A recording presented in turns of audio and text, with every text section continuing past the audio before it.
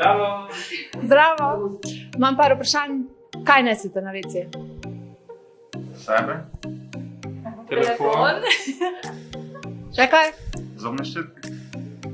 Zakaj zobne ščetke? Tam si na WC umivam zobe. Okay.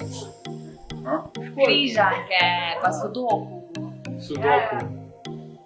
In koliko časa preživite na WC? Preveč. Jaz ne to, jaz pa telefon pa kaj. Odvisno od obrokov. Ja. In kaj je najbolj grozljiva zgodba, ko se vam je zgodila na WC-ju, kjerkoli? Ne znam ko WC papirja. To je kar grozno. To gre. Telefon mi je pa enkrat v srednjišno školo. Ja, meni tudi.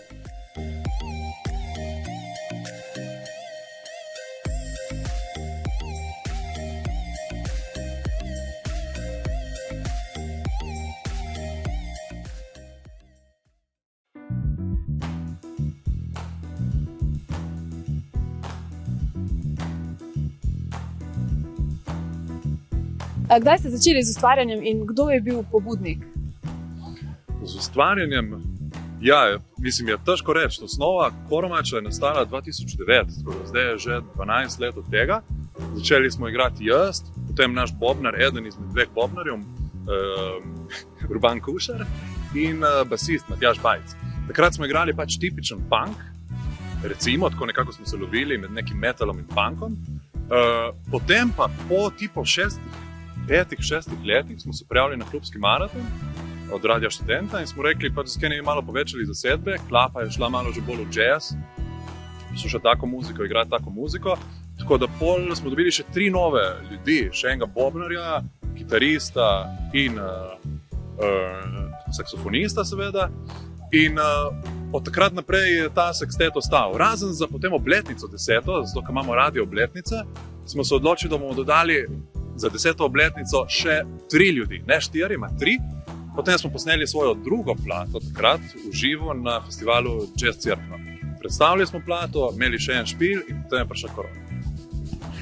Na Kunigundi letos postavljamo zrcalo v družbi. Kaj se bo zrcalilo v vašem?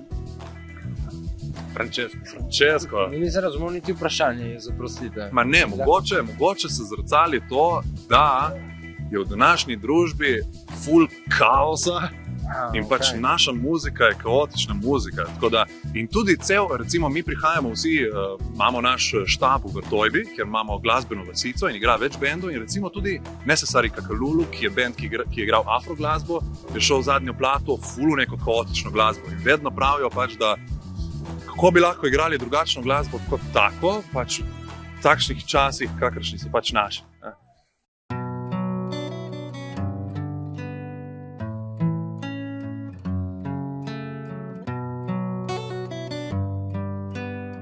Koncert Bakalina Velika, etno band iz Čadrga, z mano je Jani Kutin. Jani, kako se je začela vaša glasbena pot in kako je prišlo do nastanka Bakaline Velike? Moja glasbena pot, kako? Ne vem, z bratom, Samotom, s dvojčkom sva začela prav tako spontano samega pisati pesmi tam nekje pri 15, pa samo se je začel kitaro učiti, pač nobene glasbene šole nisva imela. Je pa res, da naj je že takoj v štartu spodbujal učitelj glasbe Jožek Štucin ful in pa smo kar vse dobili, v Vlčih smo štimali prvi band, to je bil bolj punk band, Deštrudels in tako naprej je šlo, pa je bilo enih zasedb, vse svrta. Mislim, tako se mi zdi, da je res pomembno, da se spontano pišejo pesmi, da se spontano dobijo zasedbe skupaj. Pač kar muzika nuca, kar pesem nuca, tako muzika, da se dela.